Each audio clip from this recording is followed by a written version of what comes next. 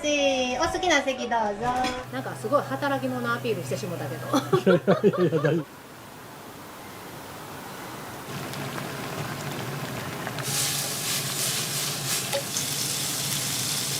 美味しいですよ。ハマりますよ。値段みんな安いでびっくりしてますけど。かけうどんかけそば280円なんですよ。完成です。1週間に9回か10回かけて。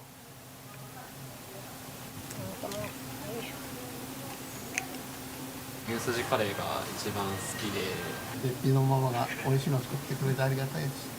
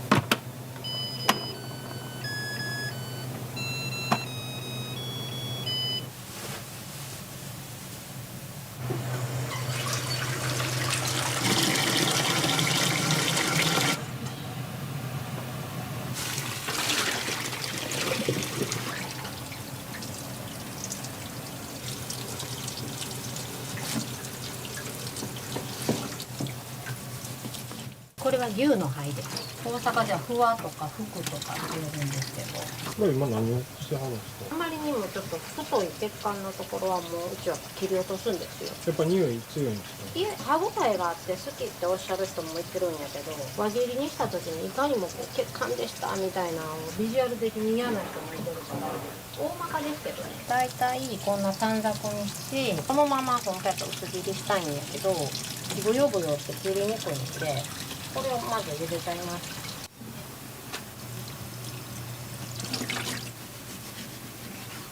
上手に血管だけ切れないからだいぶロスあるんですけど、私だけこの服ってね、好きな方はめっちゃ好きなんですけど、苦手やわっていう結構一定数いてるんです。ミックスホルモンの服の入った焼きうどんとか焼きそばと服の入ってないっていう意味で小腸のみっていうメニュー用意してます。ずっと私がやってるんですけど、ホルモンに関してはうちの主人が焼肉がやってたんで、最初調理はこうしましょうああしましょういうのは主人が最初考えてで、そこから改善して今の味になってます。歯ごたえがあって好きっておっしゃる方も多いんやけど、柔らかく煮崩れるんかないうぐらい炊いた方が私は好きなんで、服は膨らむのでちょっと口の広めの鍋で。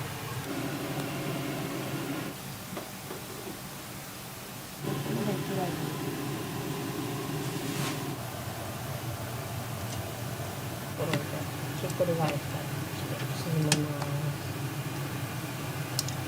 出します。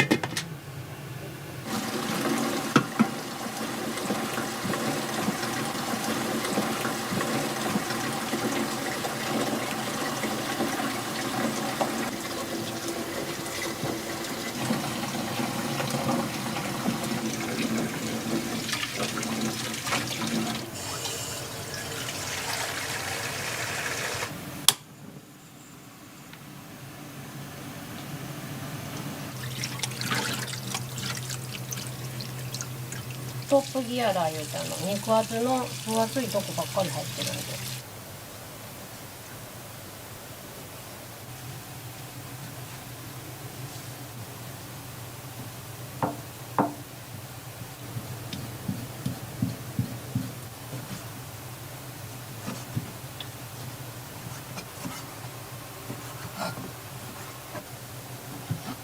この今切ってあるギアラが小腸ですか。これは赤線子牛のピリコを入れとかないとだいぶちょっと肉厚で硬いから食べやすくね。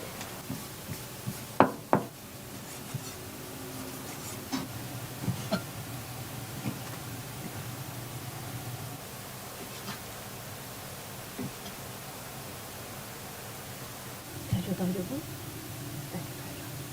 大腸入れます。一旦下これも茹でるっていうより若干の湯通しです。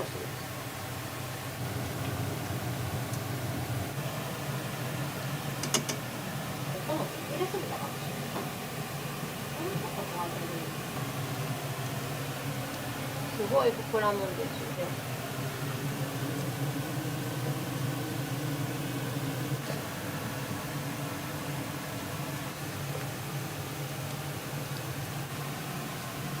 タピオカやってるんですよ。すごい取り合わせですよね。うどん屋さん夏今から夏多いから夏に向けてなんか繁盛しそうな商材をと思って2年ぐらい前にタピオカもやりました。初めてでしタピオカうち結構安めの設定なんですよ。子供ちゃんとか来てくれるし楽しいですよ。小学校2年生のお友達とか来てきましたよ。さくらちゃんって呼んでくれる。外国の人はタピオカ好き。いやちょっと膨らんできただいぶ。フードデリバリーが一番怖いの。そうですよね。種類的に言ったら、ギアラの赤線と大腸と大腸と服と僕とあと小腸です。小腸も小分けになってるんで小分けにして冷凍しとくんです。結構まめに小さめのお鍋で1日分難しかったらお鍋2個分とかあんまり3日も4日もってずんどん大きいもので作る予定はしないです。都度炊いていくか。これ今下茹で段階で次はお出汁味付けてホルモンうどんの味になるように味込みます。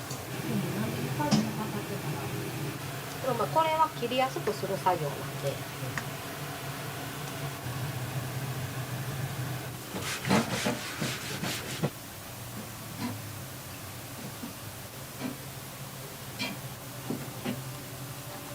運動に仕込んだらなるほどこうなるのかって感じだと思います。この段階で大きさすごいまちまちなんですけど提供する時に大きさカットするんで血管避けて切ろうと思ったらやっぱりねいろんな大きさになっちゃうんでさこの切ろう。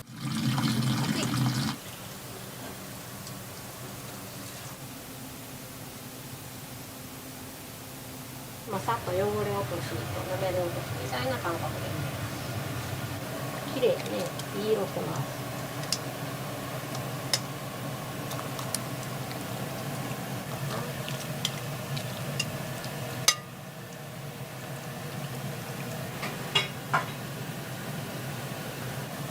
いい感じにだいぶこう縮んで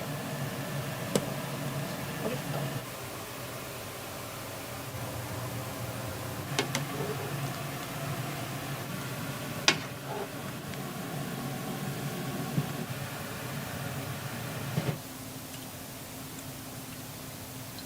ニンニク結構入ったように思うんですけどめっちゃ炊くんで匂いはそんな残らないんですよ。いやマジで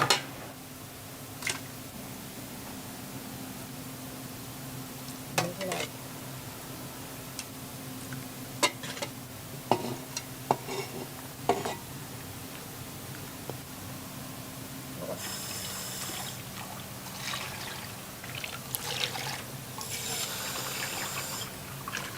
まずこの2種類が一番歯ごたえ残るんでさっき炊いてしまいました。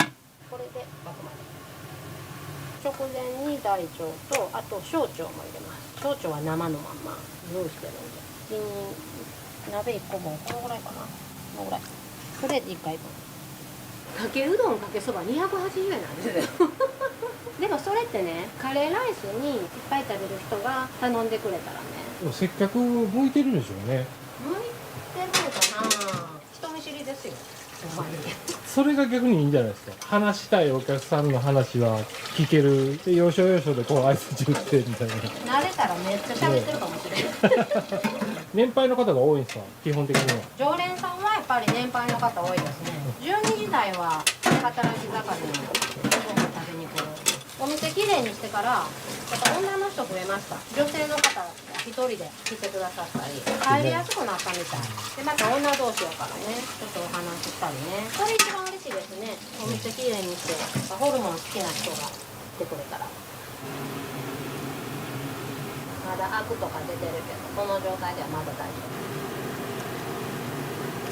これ電気鍋に切り替えたんです。安心安全って言って、これで30分ぐらいかけます。入院して手術したから平板に上がらなくなって、もうシャッターも上げれないし、リハビリも兼ねて手術せなもんってなんかここから上がらなかった。上のもんと時こんな感じで、そうでしょっていうぐらい痛いの夜中。50型ってネーミング可愛いけど全然可愛くない病気でした。3ヶ月ぐらいいつも寝られて、それからかな、こう仕込みの鍋も小さくして、それまではめっちゃでっかい弁当を持ってて、まあそれも影響してたんでしょうね、無理して。あ、そうなんかな。いや、わかんない職業病、働きすぎ、響きいいね。めっちゃ出てそう。あ、じゃあもうほとんど鏡やったんですね。そう、でもね、これのおかげで調理しながらお客さんと鏡越しに様子見れたりね。美味しく炊き上がってる。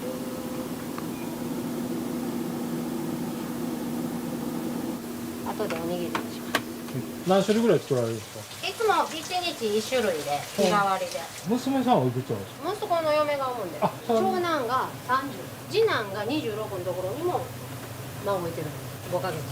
やっと全員大きくなったんで、そんなに男女男4人おる。3人までがもう就職して、一番下だけ大学生で家に。一人暮らしが夢あるから、一人暮らしのつもりで家でちょっとご飯自分で作ったり練習し。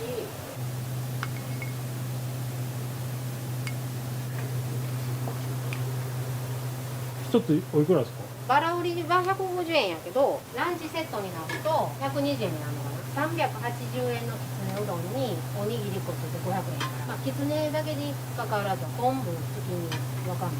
じゃあワンコインでかなり満足感のある。そうです。それでプラス100円で麺大盛りできるんで、めっちゃ食べる男の子とかでも600円でお腹いっぱいになれるんで、いつも喜んでくれてます。今日は昆布です。こんなん美味しそう。いけます？じゃあ自分が思うほど大きく。いつもテレビかけるんですけど。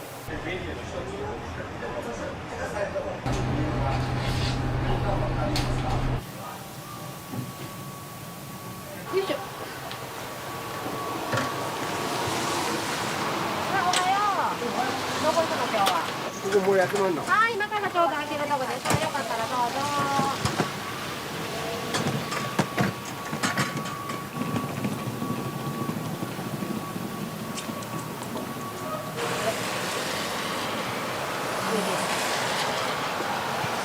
気をつけて。雨やのにな。頑張るわ。よう食べにも来てくれるし、道で会うたら喋るし、この上に住んでる方だ。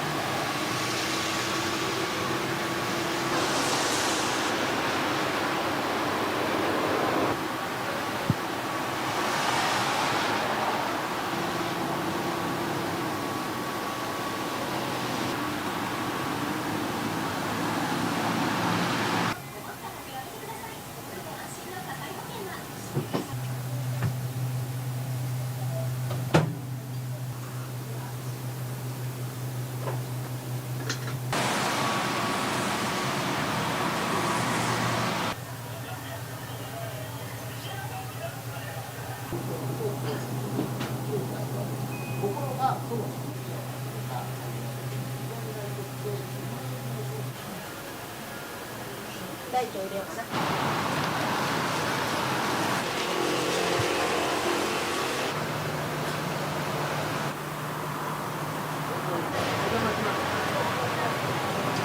行くの？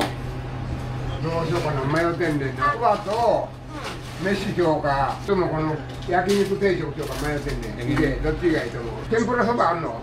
かき揚げそばになりますね。ネギ抜きで、ネギ抜き、それと飯何しようかな。卵かけご飯。あ、いいなそれ。はい、いいね。勝手に切るけどごめんな。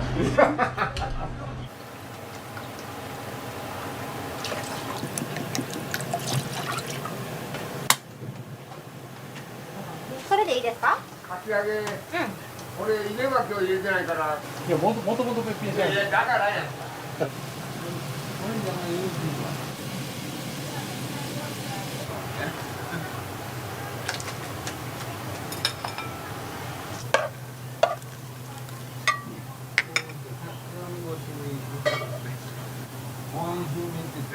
じゃあこれ肉うどんやで。あ、ほんま。うん、大丈夫。ネギ抜き。うい。うどん好きやな。俺そば派やけど。絶対に。な。いや、そうかな。大きりゃいいよ、違うよ。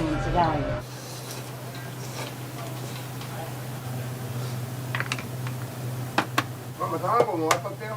うん、もちろん。だしもかけとこうか。うん、かけといて。はい、すみません。からなんだね。はい、はい、かけと。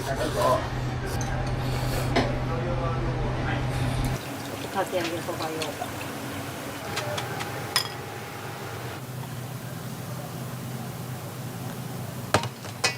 はい、お会計一緒でいいの？え。米美味しいな、この米。せやろ？うん、この米美味しい。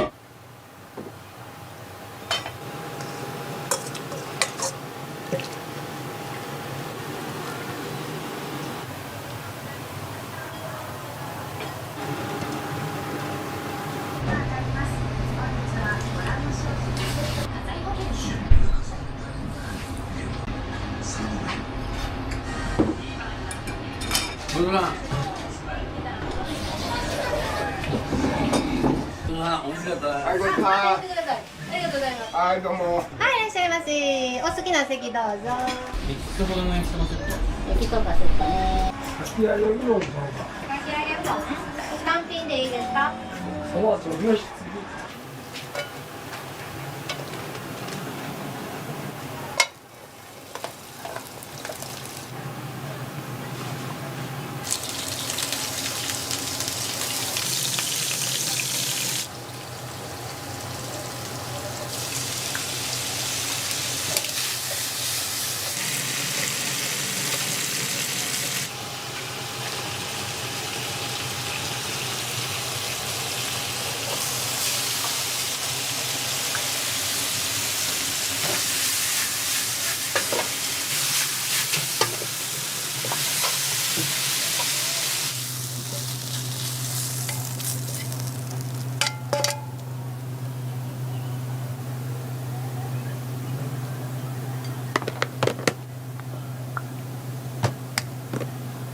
はい、焼きそばお待たせです。あとご飯とスープ。はい。美味しそうでしょ？美味しいんです。はい、いらっしゃいませ。あ、姉さんいらっしゃい。なんか入れ物渡せばいい？はい、スープです。胡椒入れるのおすすめなんで、よかったらどうぞ。なんか入れるもんないの？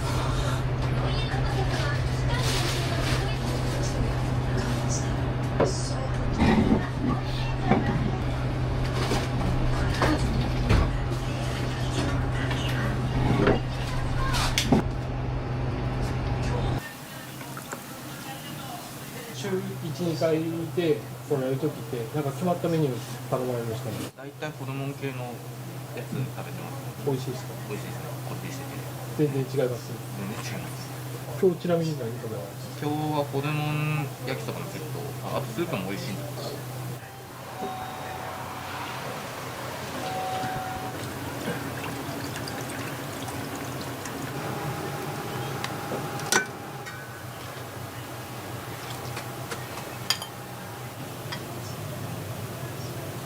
はい、そばお待たせ。お父さん引き換えでもらっていい610円。引き換えでもらっていい610円。はい、ごゆっくりどうぞ。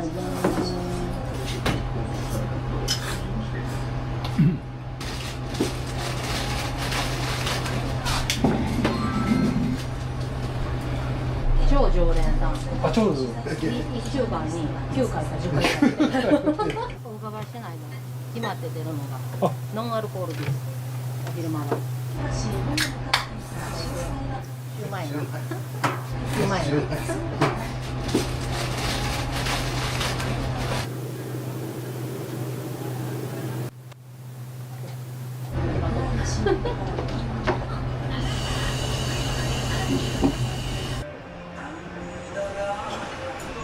もう一日雨やな。ちょっと遅い。そうですね。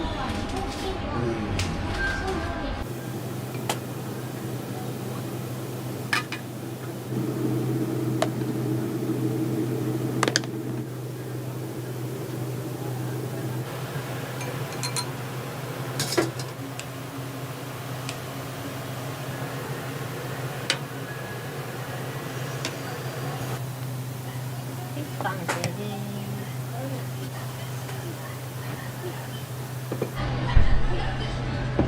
これね。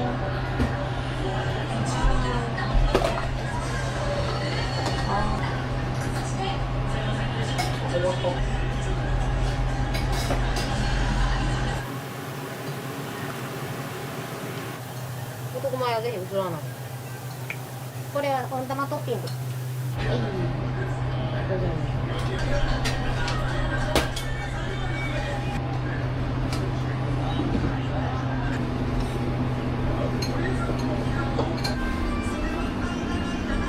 ありがとうね。気をつけて。はいよ。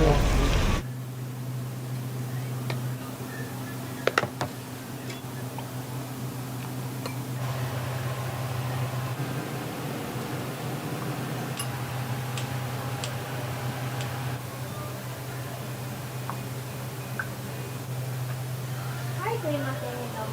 これ。久々に本部ですね。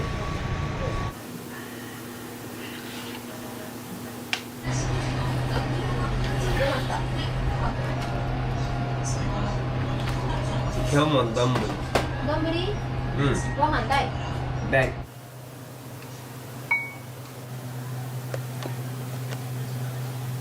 一番新しいフライ。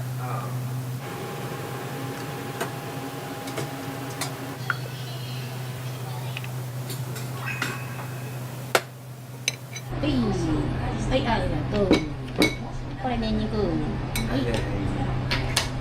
今日どうしたん？なんぼニンニク偉い子に。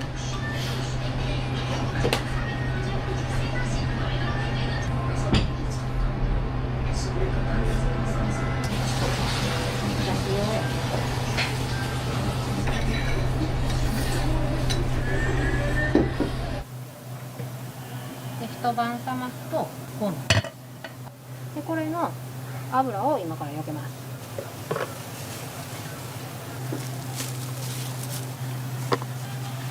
シューマイもらおうか。ホルモン丼からのシューマイ。いや、こういう熱い。熱い放り投げそうやった。安く済まそうと思って、今ないぐらい忙しくなったりとか。明日何食べるか決めちゃった。最近丼続きやな最近。丼美味しいですか？いいよ。伝えたい。寸胴いつまでも元気に持たなあかんから。カッとね。焼き定食します？そうしますよ。あなたこれでいいですよ。はいホルモン焼きうどんもそのまま作ったんちゃいます。僕テイクアウトして帰ったでしょ。こんな先生おる？肩とかね、頭痛なるんで。メイン肩かな。片頭痛来たらもうすぐ治してくれる。週2で通ってます。SSA 整骨院。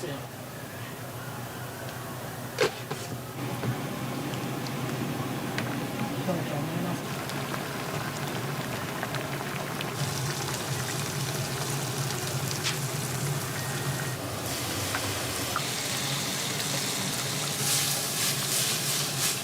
豚を使わない理由とかってあるんですか？匂いとか全然違いますし、もともとが主人のお店からホルモンを持ってきてホルモンうどん屋さんだったから、焼肉屋さんには豚は置いてなかったから。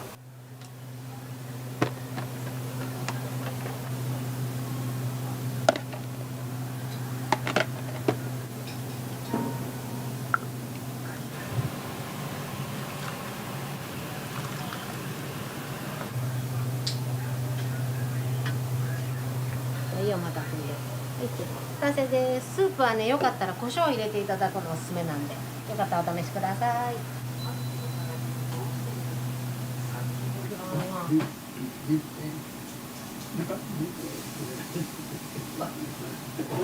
れを前に出てタイミング合わせと伸ばすっていうのがいいと思う。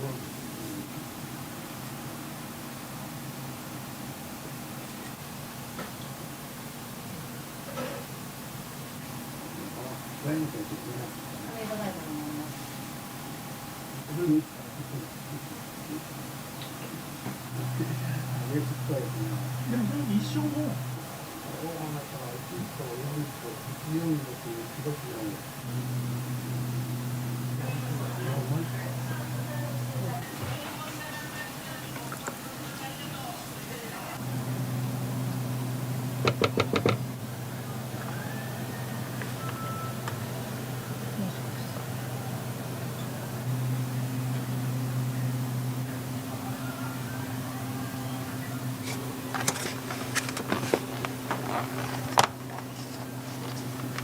週1、2回ぐらい。テイクアウトの時は大抵カレーですね。カレーか、こっち来た時はランチメニューか。焼きうどんからね。あ、焼きうどん。焼きうどんでも何が気に入られてます？牛すじカレーが一番好きで、他で言ったらまあさっき言ってた焼きうどんのミックスが美味しいです。できました。ストローお願いします。お待たせでした。どうもありがとうございます。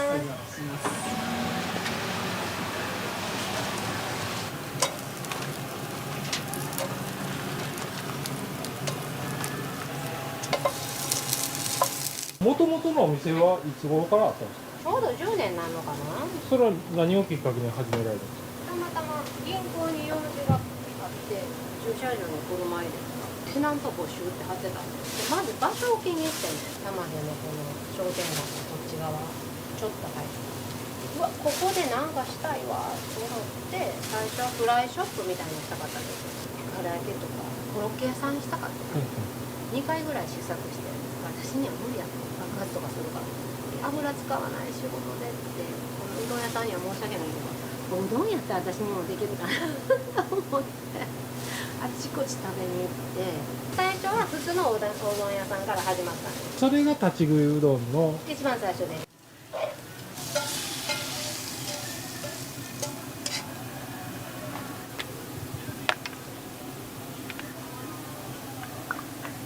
ニンニクはトッピング OK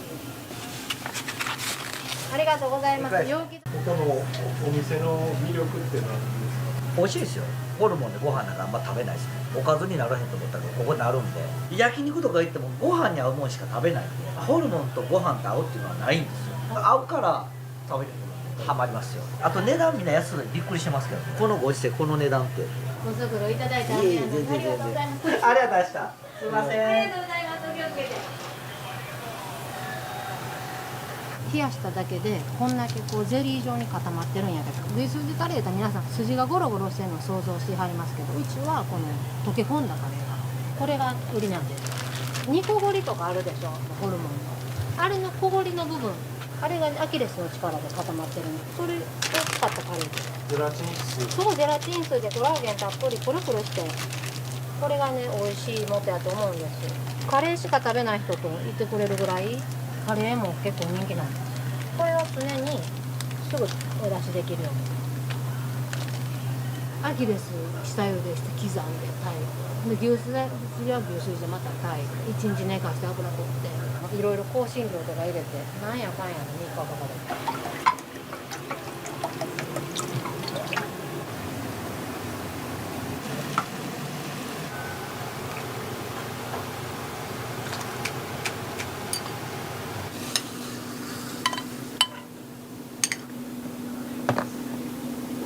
創業当時は大阪うどんって言われるような歯茎だけで切れるような柔らかい麺でやってたんやけど最近讃岐がブームでだんだん歯ごたえ求めるようになられたんで途中で麺をチェンジしました。やっぱり美味しいわって言ってくれる人が増えましたね。ホルモンうどんに私個人的には柔らかい麺の方が合うように思うんですけどね。お持ちいただいて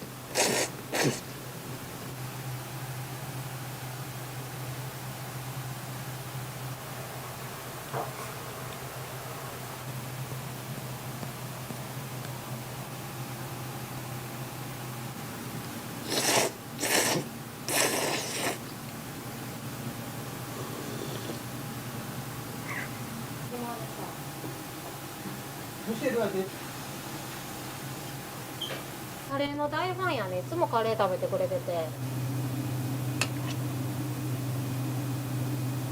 あ、本当。あ、そうか。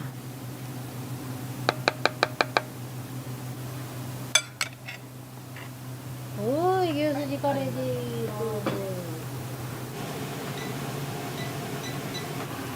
休まず働くのが好きみたい。毎日同じリズムで生活するのがすごい楽やから、お正月もね3日4日休もうと思って、年末年始5日間は休む予定やったのに、なんか家にいてられへんけど結局2日から営業してますであんまり長期連休取ると絶対体調崩して風邪ひいたり、毎日同じリズムで同じような生活させてもらえるのがすごい幸せやな。なんかすごい働き者アピールしてしもたけどいやいや大丈夫。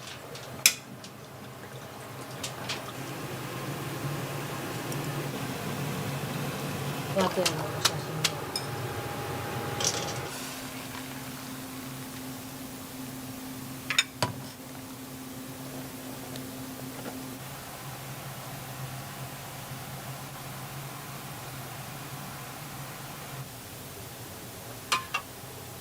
普通でご飯何分？ 200g です。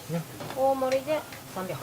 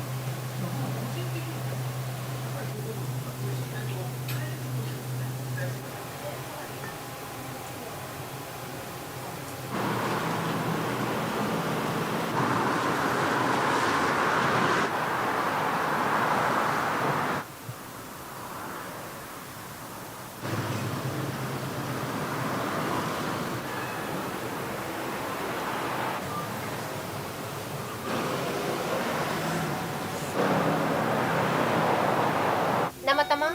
温玉？はい、いらっしゃいませ。温玉。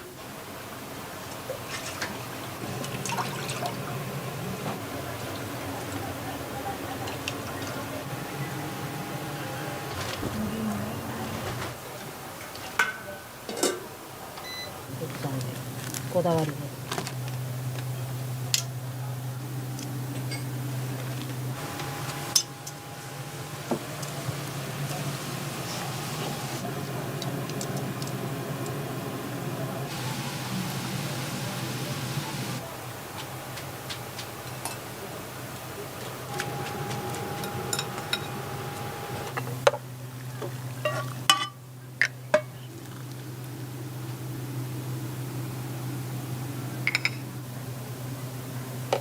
氷の方に温玉。はい、お待たせでーす。ありがとうございます。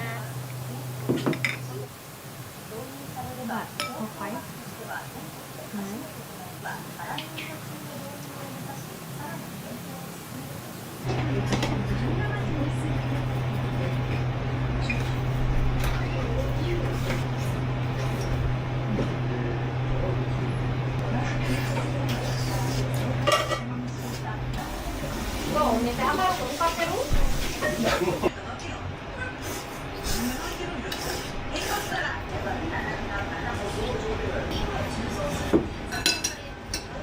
ありがとうございます。すみません、いただいてます。ありがとうございます。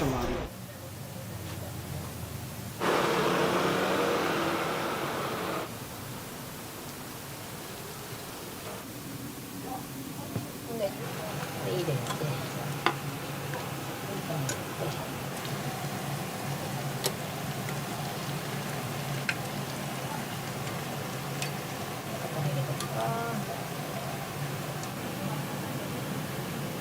中身もいい出汁出るから。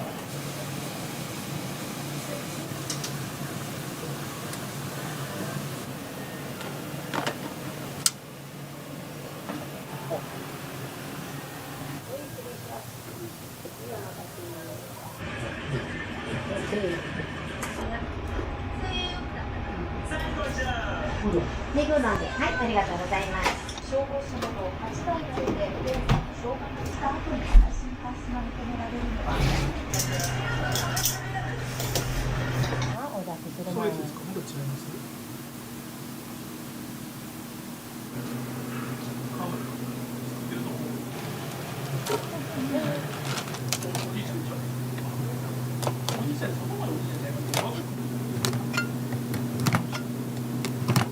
結構な量入るんですね。結構多めです。惜しみなく。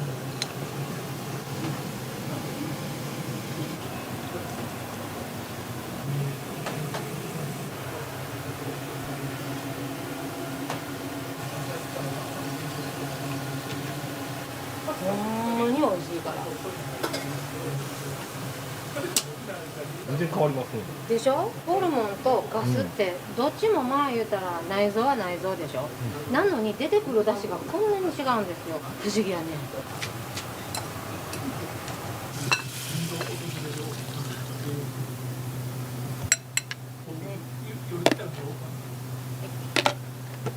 お待たせしました。ガスうどんです。はい、失礼します。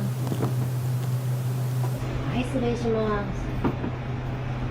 ちょっと向こう行ったらとんかつやるから数いといて。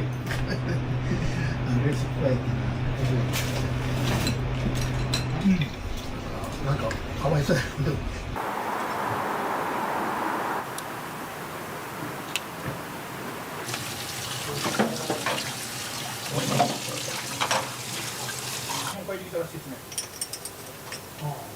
お手頃な値段でいっぱい食べれるところとかが増えてきています。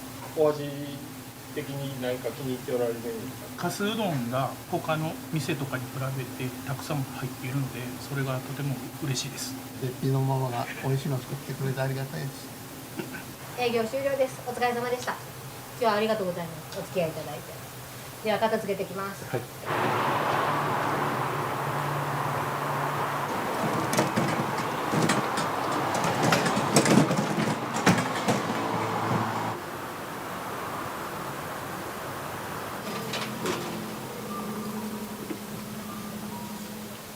ありがとうございました。ありがとうございます。ありがとうございます。さよなら。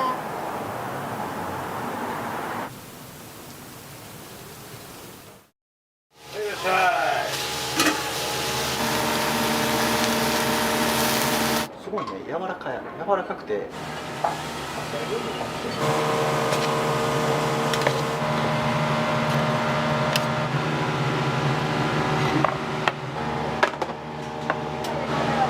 はいどうぞ。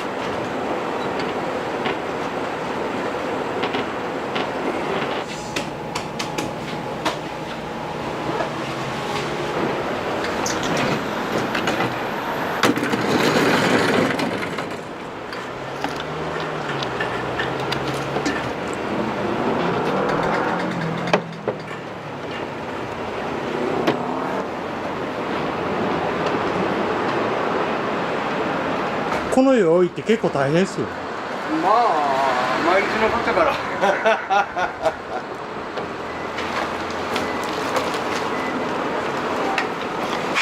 絶好の場所ですもん。そうそう。でそうなるとも意外と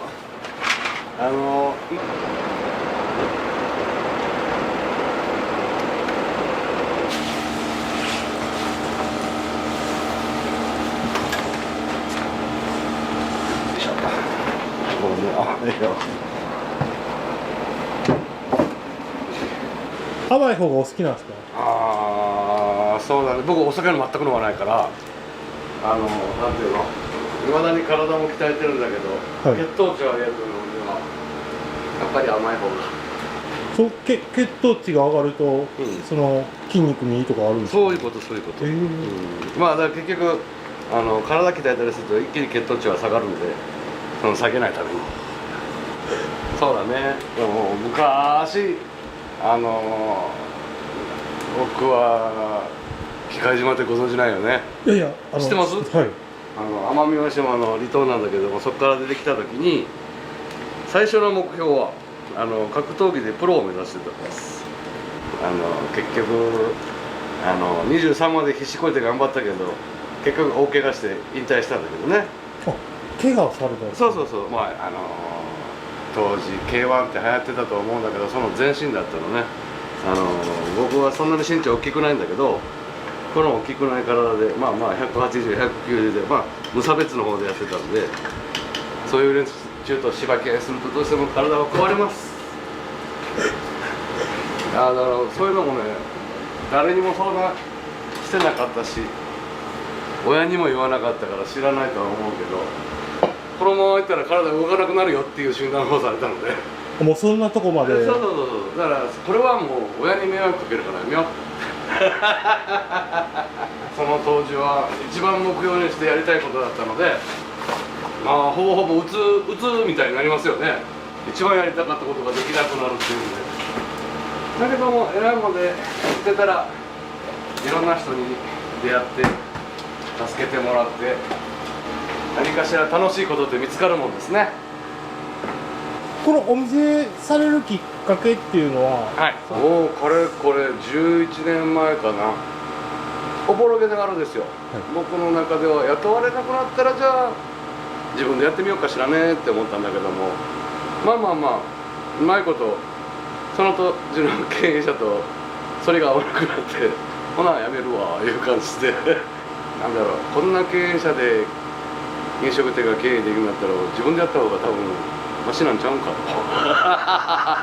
だからおかげさまで全てが格闘技にもつながっていったりするんだけど、強さってなんだろうっていろんなことを考えて目標にしてたけども、結果ね、普通のことを普通にやれる人が一番強いんですよ。特殊なことは必要なく、毎日コツコツと少しずつでもなんかねプラスになれるようなことをやっていける人って、いろんなとこ見てきて、やっぱこの人たちが強いんだなって思って、それを普通にやってたらおかげさまで何やかんやでお客さんも来てくれるようになりましたしね。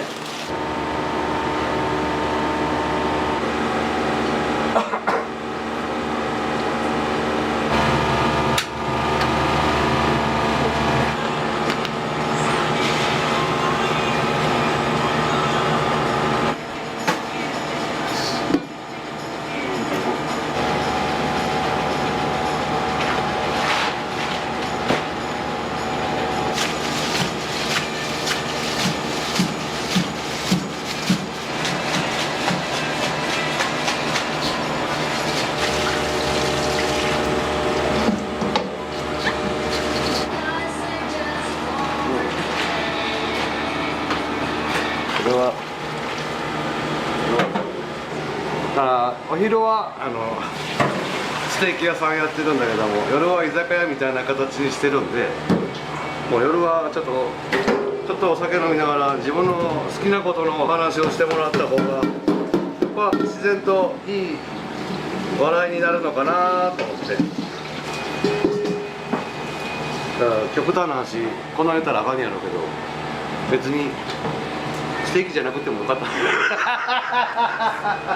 僕は多分お肉が好きだからってだけなんだけど、やっぱりお好きで始めた。まあ肉はお好きなのでね、多分何でもよかったんでしょうね。毎日やってたらやっぱりどうやったら美味しくなるんだろうってできるんだと思います。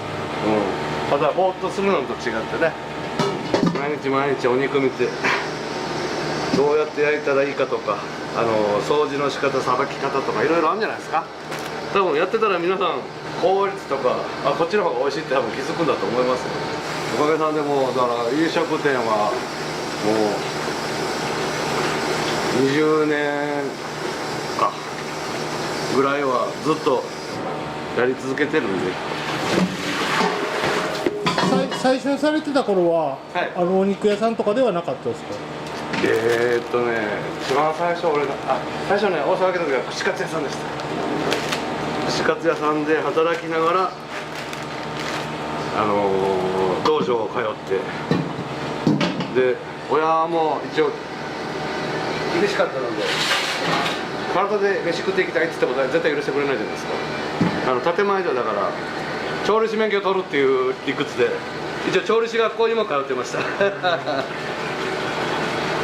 午前中学校行って午後アルバイトして夕方道場行っての繰り返しを2年間かなやらせてもらって卒業してあとはアルバイトで23までは必死こいて一応空手やってみて僕は3人兄弟で2番目なんですよ。そうするとなんていうのみんな共通するんだけど長男坊って初めての子だから大事に育てられるじゃないですか。2番目って1番目が聞いてるから大体でいいんですよ。で3番目って最後だなって思ったらやっぱり可愛いになるんでしょうね。だから2番目って意外と一番放任主義というか放置プレイというかでもそれがありがたかったです。好きなことだからいいこともなんだけど悪いことも多分真っ先にやったんちゃいますだから自分で頭打って覚えるんですよでもそれが良かったなと思ってまともに親の言うことなんか聞かなかったんで自分で頭打ってみんなお勉強したらよろしいねって思います。やったらダメよこうやったらダメよじゃなくてやってみたらってのがいいと思いますねおかげさんでもうこれも親のおかげですわ。うちら3人兄弟を育ててくれたんだけどもでもね小学校3年ぐらいになったらうちら兄弟は全員畑仕事手伝わされるんですよ。だから夏休みとかあんなのが大嫌いでした。休みの日はもう朝から晩まで畑仕事をさせられるんでね。でも今となったらねそれが良かったんだなって思います。昔から言うじゃないですか苦労は買ってでもしなさいっていうのを多分親父なんかは体現させたかったんだろうなと思ってだから大変ですよ農業って。雨が降ろうが槍が降ろうが朝も早くから畑行って暑くっても長袖着て炎天下の中仕事してだから一生懸命頑張って育てても台風一発来たら全てがパーですからね。その時のやっぱり親父の苦労とか実際自分も体現して畑仕事やらされてるんでそれ考えたらそれで朝まあ言うたら9時ぐらいから12時過ぎぐらいまで仕事してても全然楽って思いますよこっちの方がいいよって思いますわ。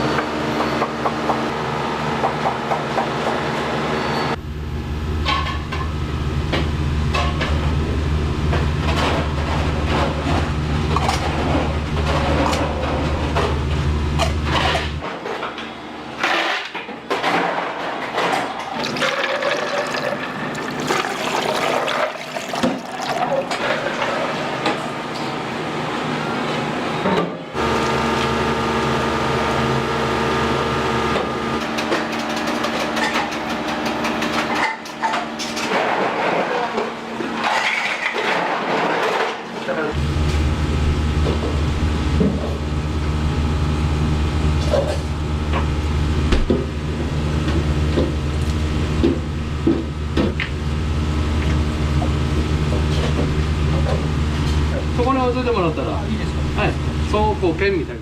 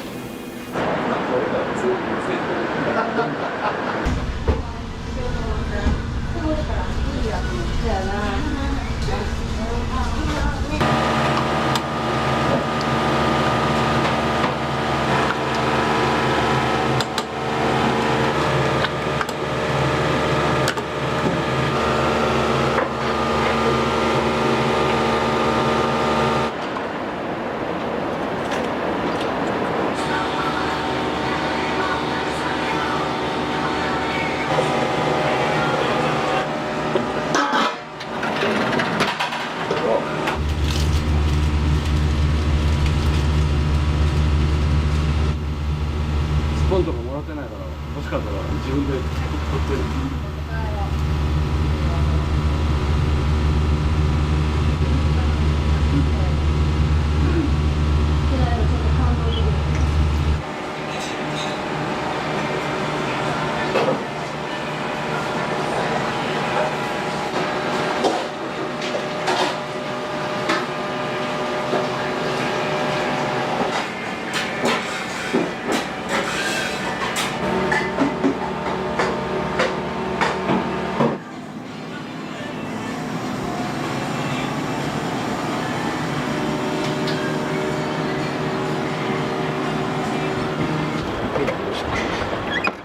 誰も歩いてるんですよ。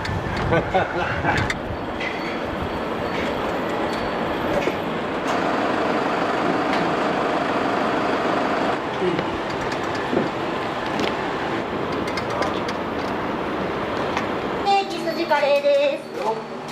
筋カレー作です。はい、どうも。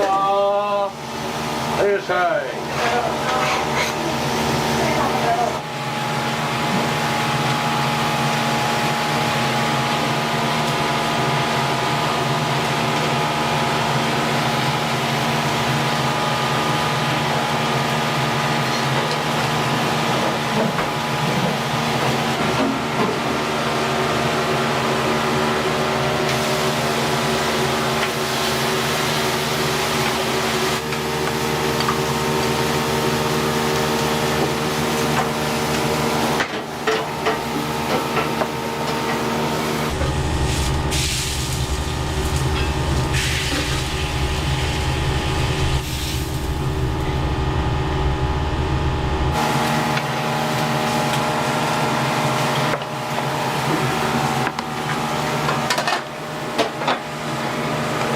ステーキです。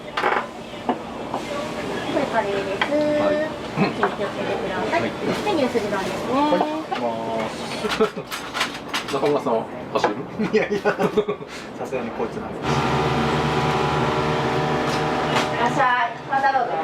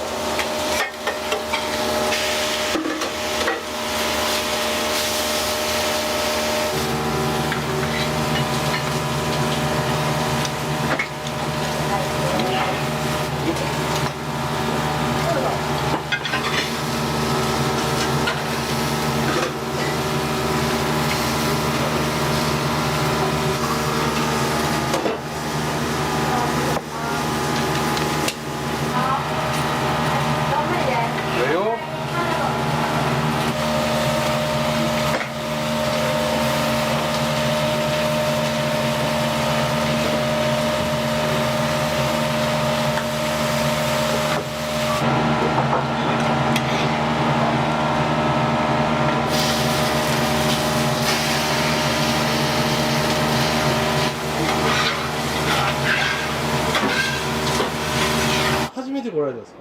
いや、何回も来てます。ただまあ肉系がメインやったんで、もう味は食べやすくて美味しかったですよ。今日何をご注文されたんですか？今日は牛すじ丼を、はい。いつも僕は牛すじ丼を選びます。すごいね、柔らかくて食べやすいです。でもコスパはすごいいいと思います。850円か900円ぐらいですよね、確か。めちゃめちゃお得に食べれて、美味しいんで、それでいつも選んでます。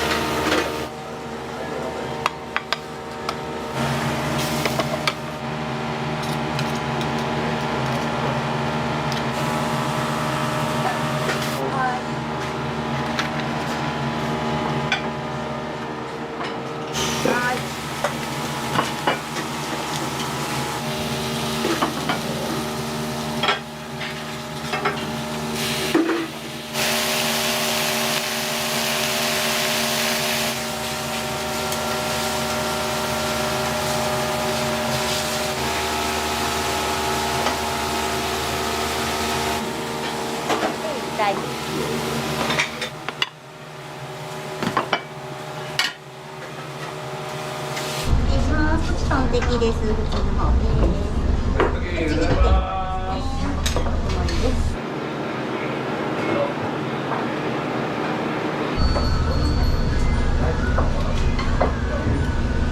はい、ありがとうございます。ありがとうございます。はい、い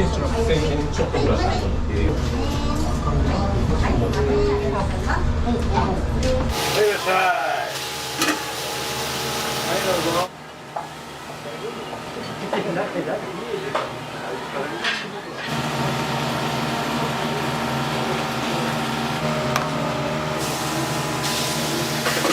だきます。今度はいたかな。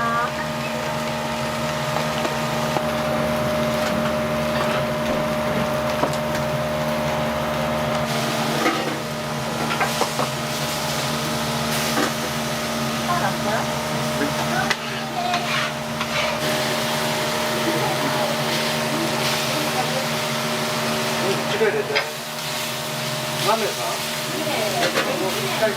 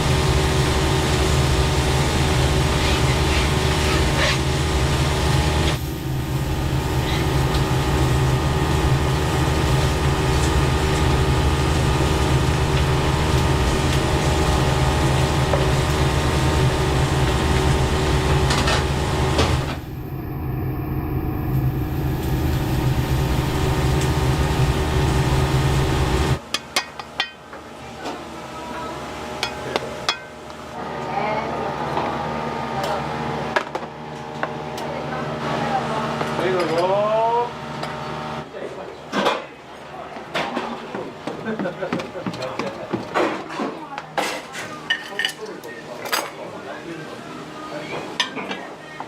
もう2、3回は来てますね。何かお気に入りのメニューとかってございます？いろいろ食べたんですけど、最終的にはこの牛すじカレー結構お気に入り。限定10食なんでない時もあるんちゃうかなって思いますけど。僕辛いの苦手なんですけど、そういう人でもちょっとピリ辛で美味しく食べれる味で結構美味しい。僕好きですね。一番特徴的なのは結構肉が多いんですよ。だからコスパいいなとは思いますね。ありがとうございました。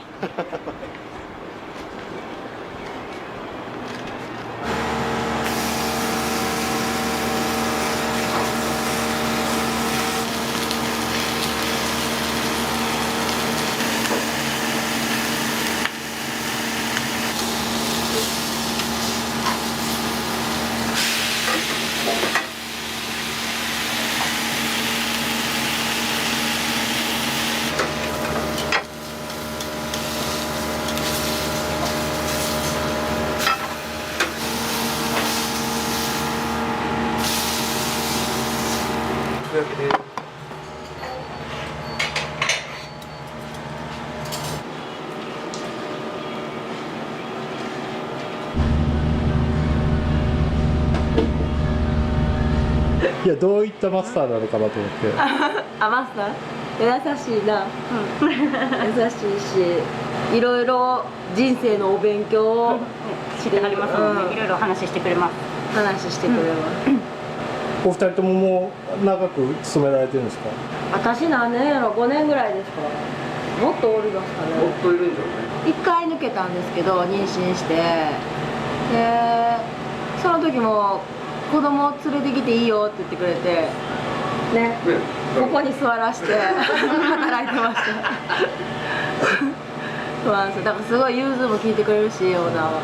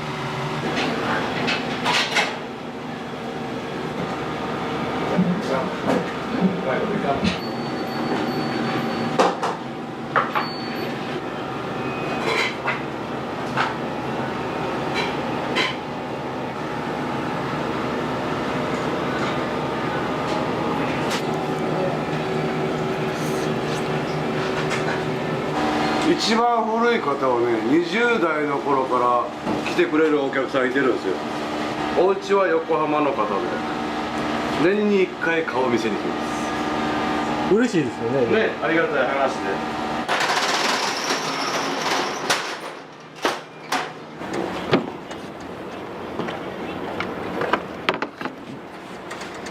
それでもこう増量の大盛りまでは無料でできるっていうのをね、まあまあ貫いてはるんで、一度始めたことをサラリーマンの方多いっていうので、そうまあ、喜んでいただきたいっていうのもそうだね。なんだろうね、意外と業者さんって問答無用で上げてくるからバンバンみんな値段も簡単に上げよるけど、じゃあサラリーマンの皆さんがすぐに給料上がってるのかっちゃそういうわけじゃないよね。で世のお父さんたちみんな一緒なんだけど、要はお小遣い制なのよ。少ないお小遣いで来てくれるんだから、だからこっちもちょっと頑張ってちょっと下げとかないと、月1回が月2回ぐらいになってくれたらいいんじゃないのって思ってやってる。ほんまに親にもありがたいなと思うし、まあ何よりもやっぱり関わってくれたバイトの子たちもそうだけど、皆さんおらんとできなかったこっちゃでね、だからこのお店作る時もいろんな人が助けてくれてできたことなので、コロナの時皆さん偉い目をってほんまにここら辺全員総督会ですよ、お店は。トイレにも書いてあったと思うけど、本気っていうのを見ました？あれです。あとどこまで本気出せるか。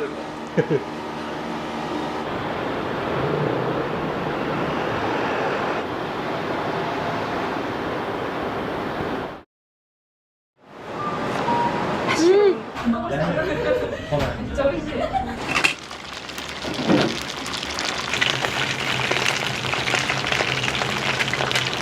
外カリッとしてる小籠包ってあんまり食べたことなくて、ここは皮もすごい美味しくて、中からスープがすっごい美味しいスープが出てきて、今でもやっぱ4時半に起きて、仕込みするのにで1年ぐらいかかりましたけどね、するまでに。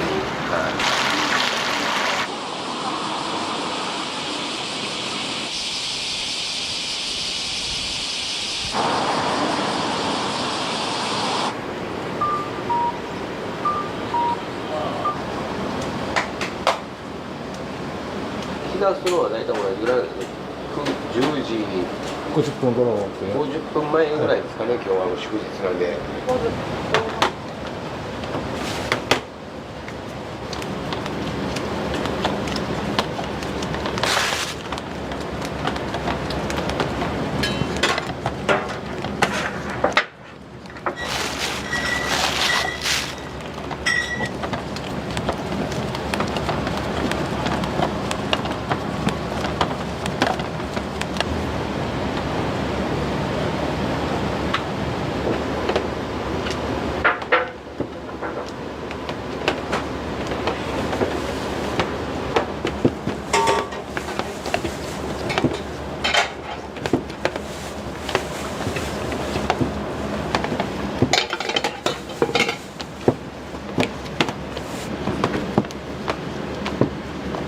やり始めたのは2010年ですね。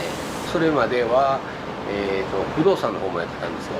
で不動産と両方掛け持ちでやってたんですけどね、もともとここをやるきっかけいうのは、嫁さんが中国の上海出身で何回も食べに行ってて、で美味しいないうことで始まりはそこからなんですよ。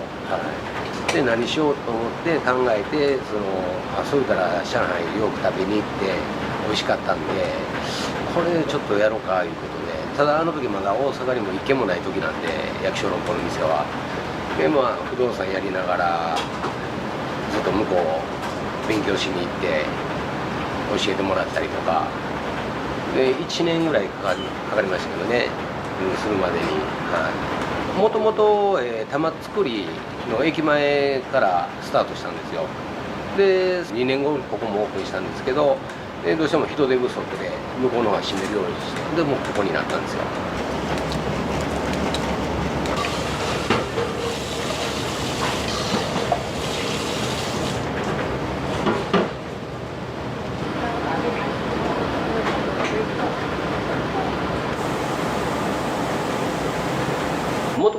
15歳からちょっと働いてて、で飲食店の方に飲食店をずっと働いてて、で22、3の時にちょっとよそのちょっと勉強したいということで、で不動産屋の方にちょっと働きに行こうと思って、もう全然世の中も調理場の中やったんでね、わからないんで、で不動産屋の方知り合いに頼んで働かしてもらって、でやってたら気が付いたら自分で会社、不動産屋の方に会社やってたんですよ。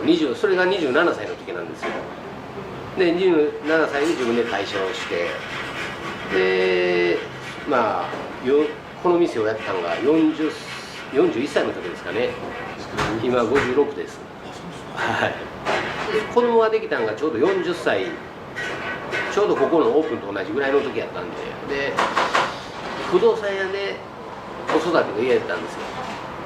やっぱりなんかもっと汗水垂らして働いてる姿を将来子供に見せたいのがあったんでね、でそれでもうまあここも最後のチャンスだと41やったんでね、でもうそこでもう勝負かけて、でこの役所のことやり始めたんですよ。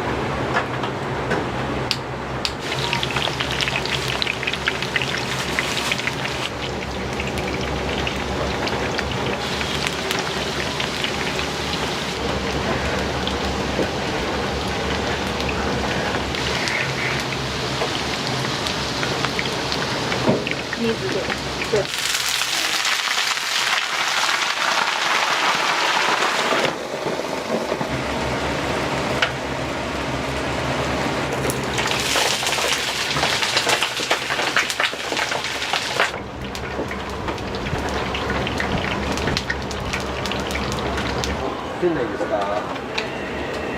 日にちはいつですか？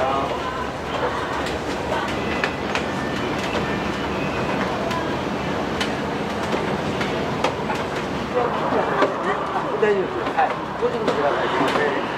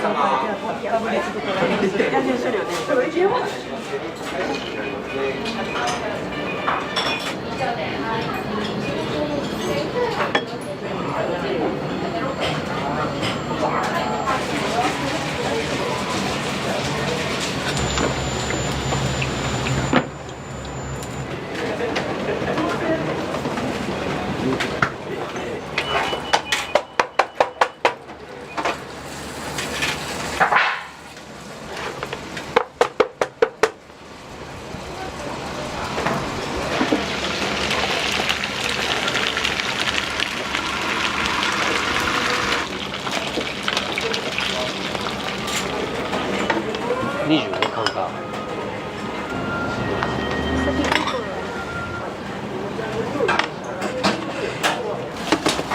待たせしました。5個入りです。ありがとうございます。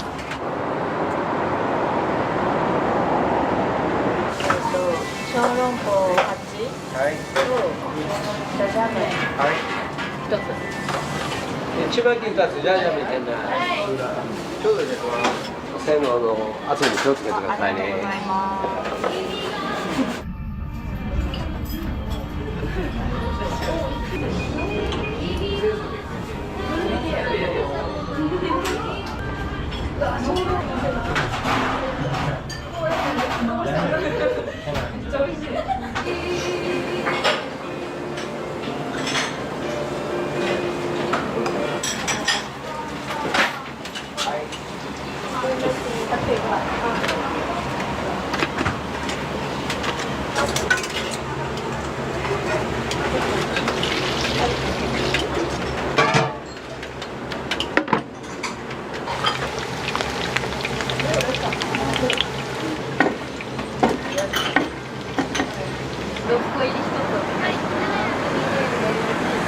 なんか肉汁がブワーって出てきてめっちゃ美味しかったです。味は美味しい。ただ熱い。熱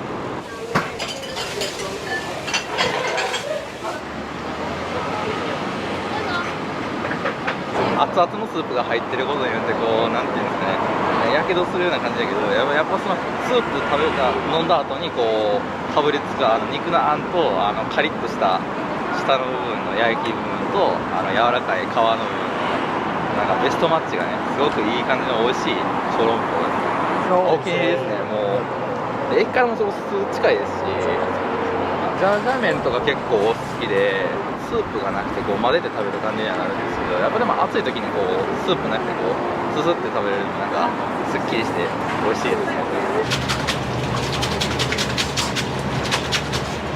那您就买了。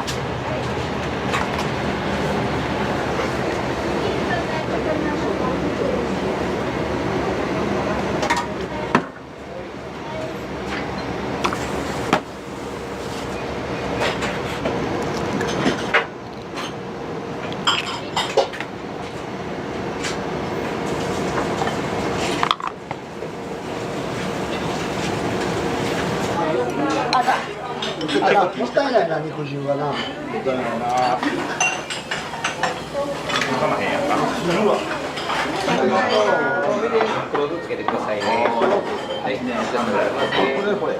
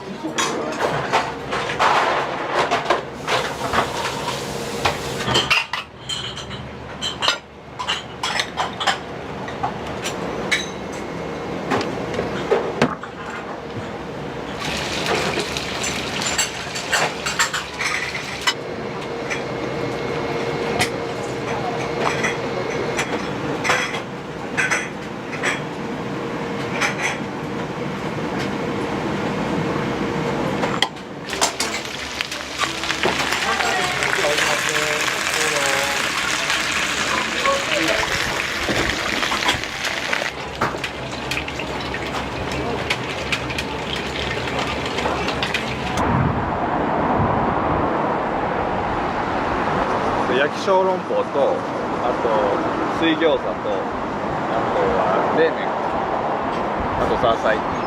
結構頼まれます。やっぱ美味しいですね。何回食べてももう焼き小籠包のスープがもう半端なくてめちゃくちゃうまいです。焼き小籠包が一番絶対頼みます。外カリッとしてる小籠包ってあんまり食べたことなくて、確かに柔らかいのが合う。ここはすごい皮もすごい美味しくて、中からスープがすっごい美味しいスープが出てきて最初ちっちゃい穴開けてちょっとスープから楽しんでって感じですかね。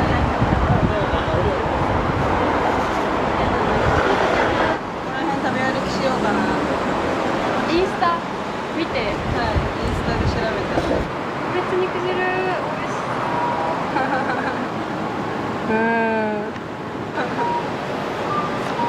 味しい。先にね。美味しい。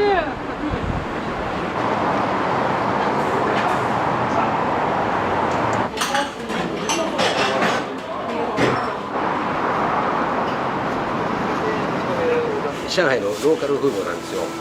でそれで名前がどこから来るかで、このロンタンいうのは上海語で、上海の意味でロンタン、長屋の昔の街並みっていう意味、それがロンタンっていうんですよ。そこから名前を取ったんですよ。1120円で初めはもう急に不動産屋の方も辞めれなかったんで、両方掛け持ちでやってたんですけど、一切不動産屋のその業者間の中ではもう内緒で誰にも言わない、友達にも一切言わなかったんですよ。不動産屋も玉造の駅前やったんですよ。やっぱりお客さんも来たりとか、不動産屋ので取引先の人も来たりするんですけど、で不動産屋の仕事終わって夜店入って帽子とマスクともうバレないようにやってましたね。だから片手までやってると思われるのが嫌やったんで、どうせ不動産屋が片手まで副業してるやろと思われるのが嫌やったんでね、できるだけ誰にも言わなくて、もうこの味で来てもらうためにお客さんにそれでやり始めたんですけどね。今でもやっぱり4時半に起きて、仕込みするのに2店舗分で1日180キロ分の肉を使いますね。かなりもう機械で混ぜてないんで、もう手でいくんでね。